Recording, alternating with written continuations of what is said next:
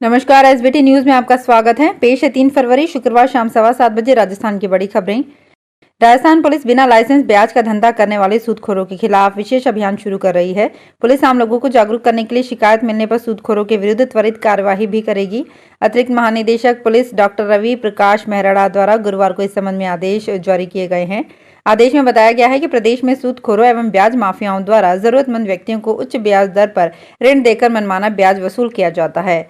समय पर पैसा नहीं चुका पाने की स्थिति में उन पर भारी भरकम पेनल्टी लगाकर अचल संपत्ति तक हड़पने के प्रयास किए जाते हैं। शारीरिक और मानसिक रूप से प्रताड़ित हुए पीड़ित व्यक्ति या उसके परिजन द्वारा आत्महत्या जैसा घातक कदम उठाने को दृष्टिगत रखते हुए ये निर्णय लिया गया है। राजस्थान प्रदेश कांग्रेस की ओर से जिला कांग्रेस अध्यक्षों के नाम फाइनल हो गए हैं और कभी भी इनके नामों की लिस्ट जारी हो सकती है। पार्टी की ओर से प्रदेश प्रभारी सुखजिंदर सिंह रंधावा से भी इसकी मंजूरी लगभग हो चुकी है और अब आलाकमान को हरी झंडी मिलते ही इसे जारी कर दिया जाएगा। दुनिया भर के शेयर बाजार में चल रही उठापटक का असर सोने और चांदी की कीमत पर नजर आने लगा है। पिछले कुछ दिनों से लगातार बढ़ रही सोने और चांदी की कीमत में शुक्रवार को बड़ी गिरावट दर्ज हुई। इसके बाद स्टैंडर्ड सोने की कीमत में 600 रुपए की कमी आई है। वहीं चांदी प्रति किलो की कीमत 1300 रुपए घटकर 71,900 रुपए पर पहुंच गई है। सराफा कमेटी की ओर से जारी भाव के अनुसार जयपुर में 10 ग्राम 24 कैरेट सोने की कीमत 59,500 रुपए पर आ गई है, जबकि 22 कैरेट प्रति 10 ग्राम सोने की कीमत 56,300 रुपए पर पहुंच गई है। राजस्थान सरकार ओल्ड पेंशन स्कीम के तहत केंद्र सरकार से अपने 44,000 करोड़ रुपए मांगने के लिए कानूनी लड़ाई की तैयारी में है। मुख्यमंत्री अशोक गहलोत ने इस संबंध में उच्च अधिकारियों के समक्ष अपनी मंशा प्रकट कर दी है। मीडिया रिपोर्ट के अनुसार जल्द ही वित्त व विधि विभाग के स्तर पर इसका प्रकरण तैयार किया जाएगा। बजट सत्र खत्म होते ही इस मुद्दे को लेकर सरकार सुप्रीम कोर्ट जाएगी। इसी बीच केंद्र सरकार के वित्त सचिव टीवी सोमनाथन ने गुरुवार को दिल्ली में राजस्थान सहित छत्तीसगढ़, हिमाचल प्रदेश, झारखंड व पंजाब सरकार को स्पष्ट कर दिया है कि ओपीएस की जिम्मेदारी राज्य सरकारों की है। उन्होंने ही इसे लागू किया है तो उन्हें ही इसका खर्चा वहन करना पड़ेगा। जैसलमेर डेजर्ट फेस्टिवल का आज सुबह शोभा यात्रा के साथ आगाज हो गया। सोनार किले से शोभा यात्रा को कलेक्टर टीना डाबी ने हरी झंडी दिखाकर रवाना किया। सजे धजे ऊंटों और गाजे बाजे के साथ देसी विदेशी मेहमान डांस करते हुए चले। आगे आगे कलश लेकर लड़कियां चली। इसके बाद देसी और विदेशी साफा बांधो, मूछ और मिस मोमल प्रतियोगिता हुई। सोनार दुर्ग से शोभा यात्रा सुबह 9:30 बजे से रवाना हुई। अखिल भारतीय विद्यार्थी परिषद के 75वें वर्ष को अमृत महोत्सव के रूप में मनाया जा रहा है। इसके तहत देश के प्रत्येक जिले में जिला सम्मेलन आयोजित हो रहे हैं।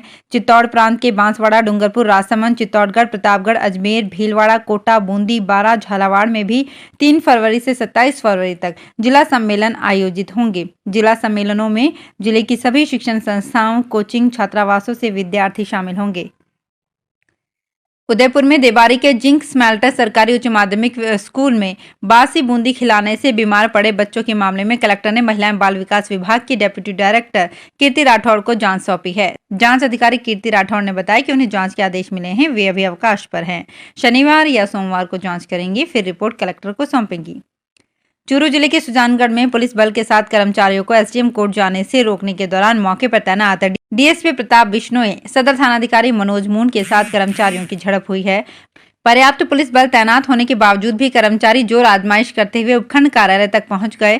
दरअसल पीसीबी स्कूल के छात्र रज्जाक मोयल मामले में 4 शिक्षकों के विरुद्ध लाडूनू थाने में मामला दर्ज किया गया। पीड़ित पक्ष की ओर से धरने प्रदर्शन हो रहे थे और शिक्षा विभाग ने चारों आरोपी शिक्षकों को सस्पेंड कर दिया। निलंबन को लेकर कर्मचारी संगठनों में आक्रोश हो गया और सभी सैकड़ों की संख्या में लोहिया स्टेडियम से रैली के रूप में एसडीएम कार्यालय जा रहे थे। लेकिन गणेश मंदिर के पास डीएसपी प्रताप बिश्नोई के नेतृत्व में पुलिस जाब्ता तैनात था, जब पुलिस ने कर्मचारियों को आगे नहीं जाने दिया। वित्तीय वर्ष 23-24 के बजट में मनरेगा बजट आवंटन में कटौती का झुंझुनू में विरोध शुरू हो गया है। शुक्रवार को बड़ी संख्या में मनरेगा मजदूरों ने एकजुट होकर मनरेगा को समाप्त करने की साजिश करार देते हुए विरोध प्रदर्शन किया। सरकार के खिलाफ जमकर नारेबाजी की। मनरेगा मजदूर संघर्ष समिति के कपिल एचुरा ने बताया कि मनरेगा योजना की देश की सबसे बड़ी योजना है, गरीब मजदूरों के रोजगार का साधन है, इसमें कटौती करना गलत है। गत 2 वर्षों के बजट में 90,000 करोड़ रुपए से मनरेगा को 60,000 करोड़ रुपए पर ला दिया है। राजस्थान में पिछले महीने मावठ के बाद पड़ी तेज सर्दी से लोगों को अब थोड़ी राहत मिलनी शुरू हो गई है। रात और दिन के तापमान बढ़ने लगे हैं। पश्चिमी राजस्थान के जैसलमेर, बीकानेर के अलावा जयपुर, अजमेर समेत अन्य शहरों में रात का मिनिमम टेम्परेचर 10 डिग्री सेल्सियस तक पहुंच गया है। इसके साथ दिन में अधिकतम तापमान 25 से 30 डिग्री सेल्सियस के बीच रहने लगा है। मौसम केंद्र जयपुर ने राजस्थान में अगले 5 दिन तक मौसम साफ रहने, तेज धूप निकलने की संभावना जताई है। राजस्थान सीएम अशोक गहलोत समर्थक विधायकों के इस्तीफों पर विवाद गहराता जा रहा है। विधानसभा सचिव की तरफ से हाई कोर्ट में पेश जवाब में मर्जी से इस्तीफे नहीं देने का जिक्र करने पर कांग्रेस की अंदरूनी सियासत फिर गरमाने लगी है। अब सचिन पायलट समर्थक कांग्रेस विधायक और पूर्व स्पीकर दीपेंद्र सिंह शेखावत ने दबाव में दिए गए इस्तीफों की घटना पर सवाल उठाते हुए हाईकमान से जांच करवाने की मांग की है। दबाव में इस्तीफों के सवाल पर शेखावत ने कहा, मैं नहीं जानता कि किसका दबाव था, लेकिन एफिडेविट दिया है कि दबाव था, तो ये जांच का विषय है। जिस तरह की बातें उठ रही हैं वो बहुत दुर्भाग्यपूर्ण है। राजधानी जयपुर से वंदे भारत ट्रेन के संचालन शुरू होने से पहले ही इस ट्रेन के मेंटेनेंस की तैयारी शुरू हो गई है। रेलवे बोर्ड इसके लिए जंक्शन पर बने कोच डिपो में अलग से मेंटेनेंस डिपो बनाएगा। उसमें विश्व स्तरीय अत्याधुनिक सुविधाएं विकसित होगी। दरअसल इस वर्ष सितंबर तक प्रदेश में जयपुर, जोधपुर, बीकानेर, कोटा, श्रीगंगानगर और उदयपुर से वंदे भारत ट्रेन का संचालन शुरू होना प्रस्तावित है। दक्षिण पश्चिम रेलवे अगले माह से जयपुर से दिल्ली के बीच वंदे भारत ट्रेन दौड़ाने की तैयारी में जुटा है।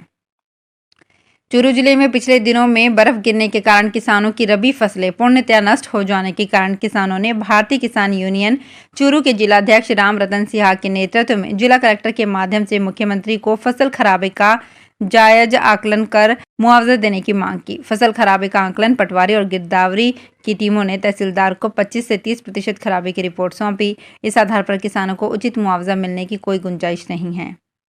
श्रीगंगानगर में जिला स्तरीय गांधी दर्शन प्रशिक्षण शिविर शुक्रवार को हनुमानगढ़ रोड स्थित नोजगी पब्लिक स्कूल में शुरू हुआ। मुख्य अतिथि जिला परिषद के मुख्य कार्यकारी अधिकारी मोहम्मद जुनैद ने गांधी जी के सिद्धांतों को अपनाने का आह्वान किया।